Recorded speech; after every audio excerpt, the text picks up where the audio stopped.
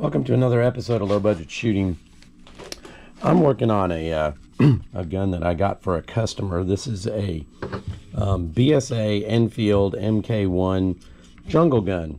And one of the telltale signs of that is this tip. And what I've been doing, the gun came pretty much complete. It had everything except for the top forearm stock, which I bought from a company in Canada that makes aftermarket ones. So I'm going to have to kind of age that to make it look like this, but it's made out of oak. The other thing that I was missing too was the butts piece, the buttstock butt plate. These on the jungle gun were a little bit different than other of the British Enfields. So this is what that goes on. So I've just been cleaning up. I haven't done the bolt yet. I don't know what happened there. I think the battery's getting low. Anyways, I'll show you guys when I get it all together. This I finished. There was some light surface rust on them. I just boiled them for about 45 minutes. And then I took them to the carding wheel and cleaned them all up. And that's what it's supposed to look like when it's done. Well, here it is. This is the British, well, this one is BSA Enfield jungle carbine that I've completed now. We have the aftermarket. Hold on a minute, we're knocking stuff over. Have the aftermarket butt plate on it. This is a reproduction, but it looks beautiful. It's true to what it is. This right here is an aftermarket upper wood piece that I had to replace and just match the colors, and it came out beautiful. The gun is in amazing condition. This ring that's right here, somebody had cut this thing at one point in order to get it off, because the way that you got to get it off is you've got to take off the muzzle piece. I bought a new one of those from a company, I believe it was called Apex. Anyways, this came out nice. Okay, welcome to another episode of Low Budget Shooting. I think I've already shown you some of this firearm. This is a Mark 1. Hold on, let me make sure I get all this information right. Yeah, a Mark 1 jungle carbine, and this one was made in 1946. These are kind of a dead giveaway because the jungle carbines had this little muzzle brake on the front of it, or flash suppressor, or whatever you want to call it. And these things were used in World War II. They were only produced, I believe, from 1944 to 1946. And it's a carbine. It has a sight that you can raise up for long range, kind of a vernier type sight on it. Obviously it's bolt action, magazine fed, and you can also, right in the top here, there was stripper clips that you could drop in and push all your rounds in if you didn't want to change the magazine out on it. Let me move around to the other side here and show you guys what we got. So these guns right here shot the .303 Enfield round. And when I bought this firearm in an auction for one of my customers, it was missing this piece right here, which I'll put down below where I got it from. There's a place in Canada that makes these, and you have to do some fitting to them in order to get the band to fit in the back part right here. That had to be done on it.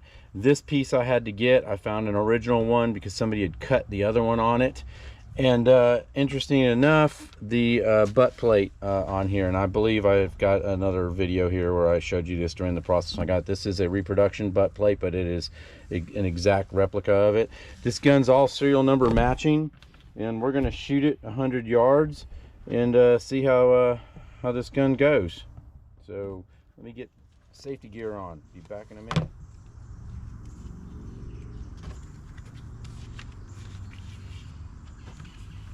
Okay, I'm going to load these in the magazine and then push the magazine in.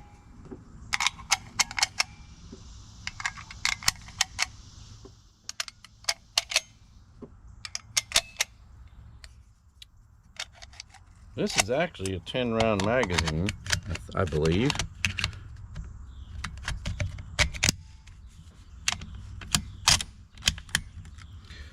Okay, we're ready to go.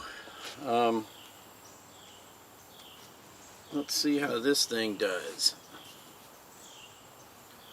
Move this back here a little bit so you guys can see.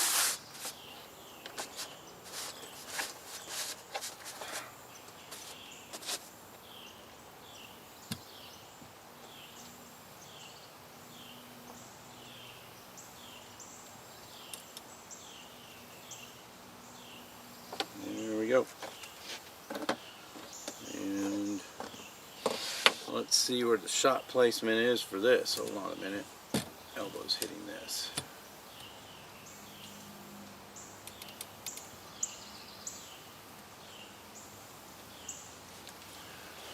All right.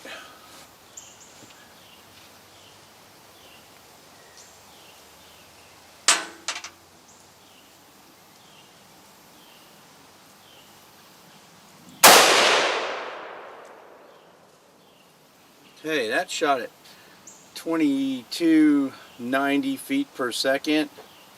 I do not see a shot on paper, which doesn't surprise me.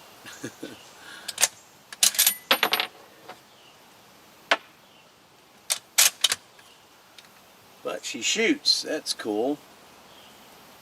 I'm going to try aiming at the other edge.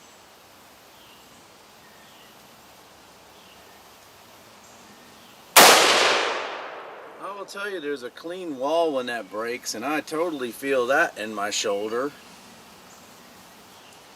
Woo!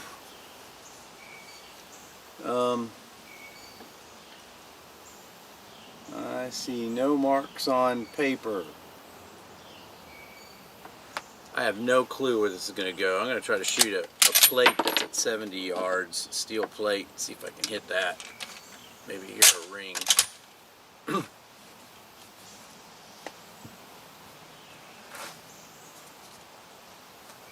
And boy, these guns kick.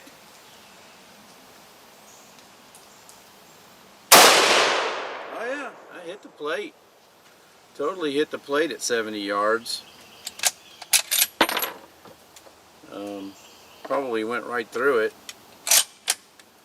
And let's see where we got here. Now there were some arguments about these guns having like walking, zeros, but I can't tell you if that's the case because I haven't even hit the paper, so I don't even know where the bullets are going to tell you if the zero's walking.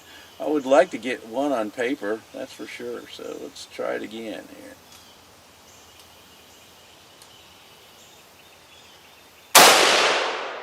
Wow!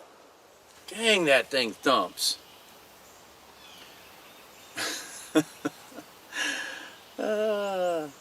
It's still not on paper. I have no clue where the bullet is going. None whatsoever. Alright, I got another steel plate up there. What happened to that round? Okay, so the last round. There we go. Last round. Man, actually this would be better if this was more in my shoulder instead of on the collarbone. Let's see what happens here. The trigger actually is kind of nice on this. You got some pull and then you hit a wall, and once you're on the wall it's a clean break. I'm going to try to go for this steel plate that's right next to it. I doubt I'm going to hit it. If I do, I'll be amazed. Yeah, I didn't even see the dirt jump up. So, at 70 yards, I can hit a steel plate. At 100 yards, nothing's on paper. I'm going to have to go up there and take a look. But, anyways, here you have it. This is the Jungle Carbine.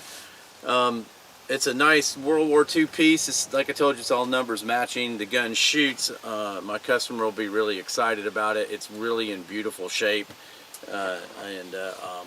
And these things are going up in value, by the way. I paid in the auction. This thing came out of the auction total with the auction fee and shipping, everything. I was at like $472, and then I put another. I don't know. I think I'm up to like $613 on it. I'm watching some in an auction right now, and they're already without the fees. One of them's at like $575. The other one's at $600. So by the time you go and stick on, you know, the 20% fees and shipping and all that, you're going to be up, you know, $800–900 on these guns. But they're going up, and ones in good condition and ones that shoot like this are getting harder to find. I recommend it if you like collecting World War II type firearms. This was, you know, from one of our allies, and it's a cool piece of history. Anyways, thanks for watching. Subscribe. I got some more stuff coming up. You guys got to bear with me. I haven't been putting anything up for a while because I got this new editing software, and I'm trying to learn how to use it. Anyways, so that I can do videos in 4K. All right, take care. Shoot safe. Thanks for watching.